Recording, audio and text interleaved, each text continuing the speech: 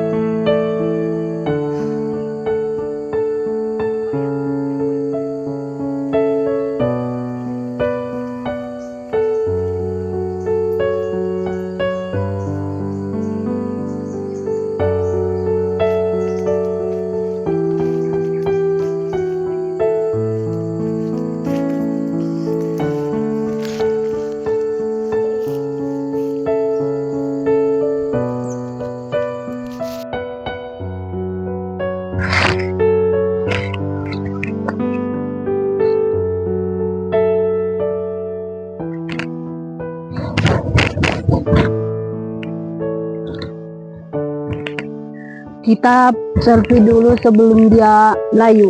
Ini 2 hari lagi mekar ya.